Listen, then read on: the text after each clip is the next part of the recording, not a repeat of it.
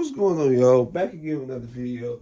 And yeah, today I will be talking about this MVP in the upcoming playoff matches we going to have today. Yes, I'm recording this very early in the morning on Saturday, and this video will drop before the playoff games begin. You can guarantee that. So yeah, I just wanted to talk about this MVP situation because as it stands, it looks like Lamar Jackson is about to win his third MVP and his back-to-back in a back-to-back fashion. Lamar Jackson has been outstanding for the duration of his career. The only thing that's been eluding him is getting deep into the playoffs.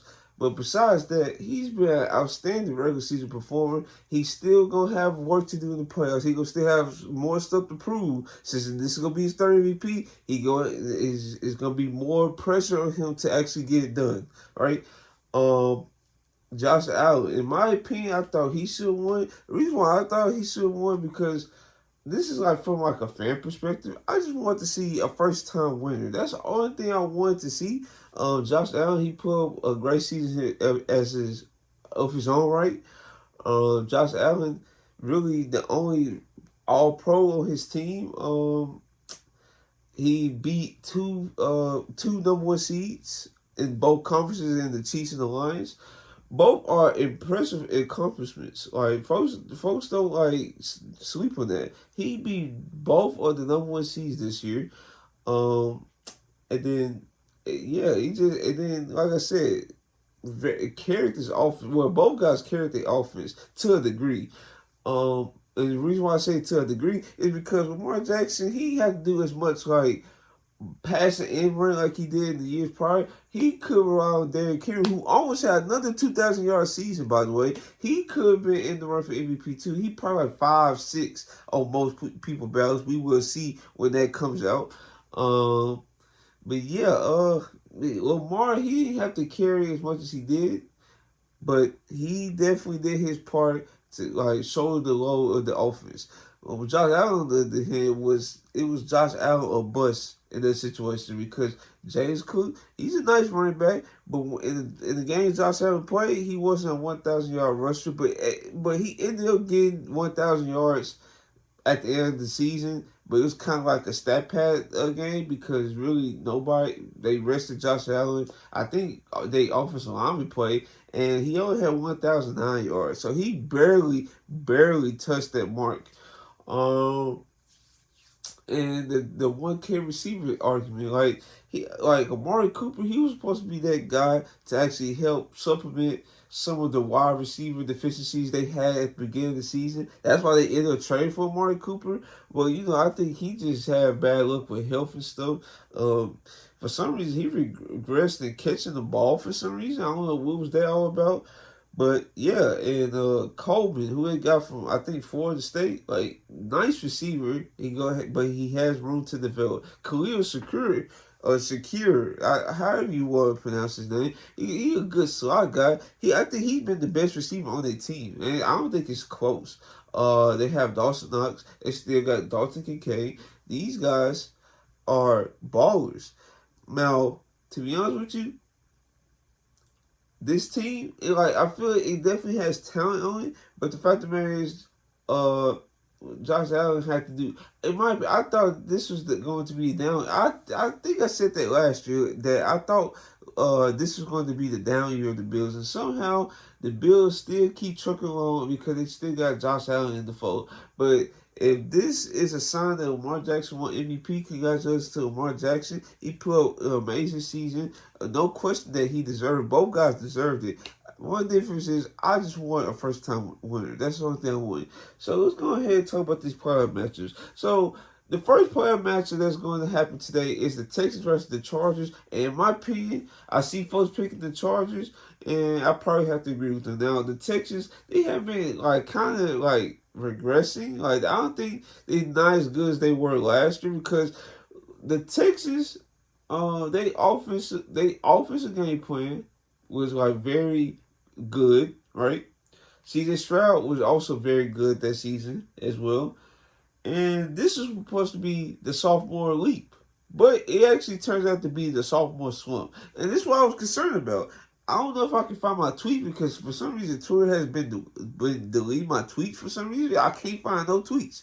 But I definitely said in a video that if Bobby Slowick, if he ends up taking another job, that C.J. Stroud, you might have to like worry about him because he might go through like a sophomore slump. But the fact of the matter is that Bobby Slowick is still there and C.J. Stroud still having a sophomore slump. So yeah, because guess what? Defense are more prepared. They have more tape on you, and they can game plan better for you now.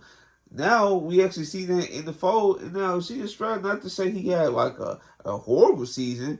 He just been having a mid season and just haven't like built on the success he had in his rookie season. And yes, you can say that's probably unfair, but guess what? That is the standard of the quarterback position, especially since he got drafted number 2 overall, right? And they've been giving Bryce Young a lot of flack for the way he been performing in his career so far. So hopefully Bryce Young, he can take that leap. And if he don't take the leap, he's still going to get that flag that he rightfully deserved. Even though I'm a Bryce Young fan, he rightfully deserved that, right? So yeah, now the reason why I go with the Chargers because they've been playing at an elite level on the defensive side of the ball. They create turnovers. They top the league in create turnovers. They just fly to the ball. And it makes sense because when you play under Jim Harbaugh, you definitely gonna be a loaded defensive team. You're not gonna be put in bad situations by the offense because guess what? The offense is going to be very like conservative in a way, right? They're gonna run the football. They're gonna create chances in the passing game. Even though with Greg Roman, I don't trust his passing scheme, but we're gonna see how it plays out. But yeah, the defense will not be compromised in no type of way because the ball will not be in harm's way because that's not how Jim Harbaugh football is going to be played. So yeah, and they got I forgot the linebacker that used to play for Jim Harbaugh. I forgot his name, but he worked with the linebackers, and the linebackers be flying on the field. I tell you that. But yeah, I'm just gonna have to go with the Chargers on that. Okay, the final matchup for Saturday's slate is the Steelers versus the Ravens. Now, this is an interesting one because I think they split in their regular season matchups. Lamar Jackson, I think his record against the Steelers is negative. I think I could be wrong on that. But the Steelers always give the Ravens problems. But the thing is, with the Ravens, like I said, they got the Derrick Henry element now. So you cannot just heavily just key in on Lamar Jackson in the read option. You can't do that. If you do that, guess what? You giving Derrick Henry a lane, just a lane. He don't need an open lane. He just need a lane. He gonna create the lane, the open lane himself. That's how good Derrick Henry is, even in his 30s, right? Um, then like Lamar Jackson, he has gotten so much better in the passing game. It be a few passes. You know what I'm saying? Like, what is that? But guess what?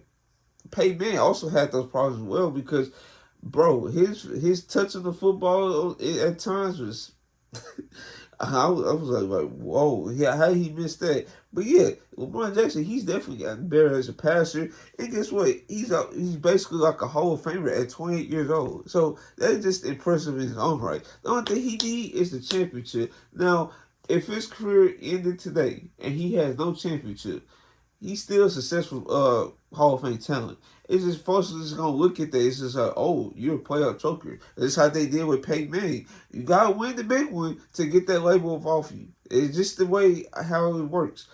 But yeah, the Steelers and the Ravens, they both have good defenses. The Ravens, like I think they kind of like regress from their uh prior year self. Even though like the prior year self, they were just playing at elite level. So it was like very hard to even come close to that. But you know they got a new defensive coordinator, another young guy after Mike McDonald left.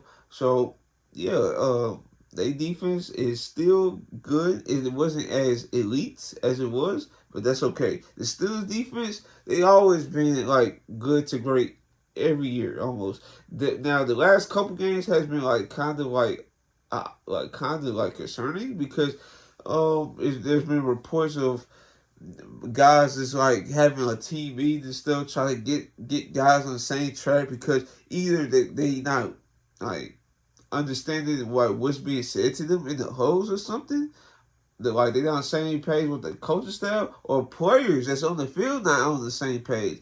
And that rarely happens with the Steelers. It be their offense most of the time, which their offense has also regressed. I don't know what's going on. Russell Wilson has not been playing good football like he was when he came back from that calf injury. I don't know what's going on now.